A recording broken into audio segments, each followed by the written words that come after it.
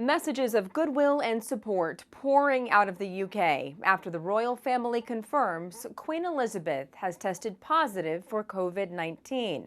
Christina Coleman has the story. A surprising announcement from Buckingham Palace on Sunday with the news that Queen Elizabeth has tested positive for COVID-19. The palace saying in a statement that she is experiencing mild symptoms but expects to continue working.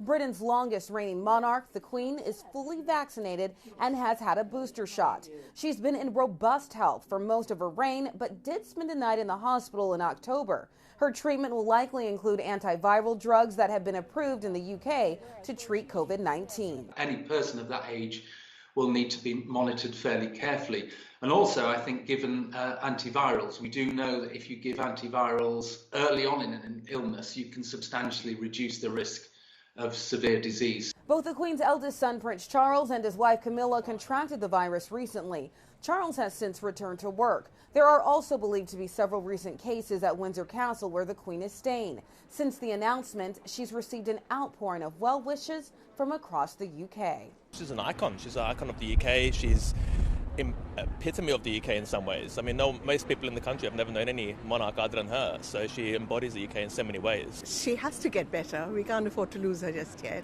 I think that, obviously with her Platinum Jubilee, I think we want her to recover very quickly, and we want to see her back to herself again as soon as possible.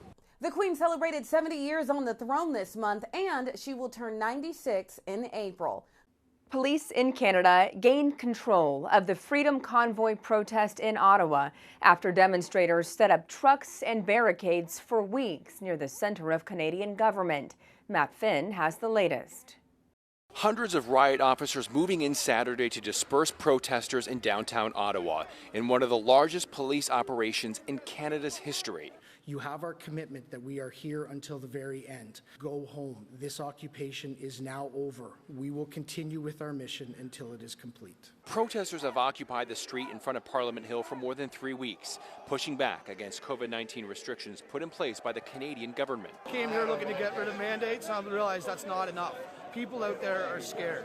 We need to change peace of mind. We need to hold people accountable. Some Ottawa residents, however, said they felt harassed and intimidated, and that incessant honking went on day and night. The government invoked emergency powers to put an end to the demonstration and freeze bank accounts containing donations made to the protesters.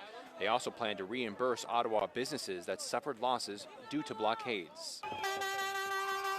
The last of the trucks leaving the protest site getting a strong send-off from supporters, many of whom say they plan to come back with or without the convoy. I don't think this is a sad moment. Everybody seems pretty happy.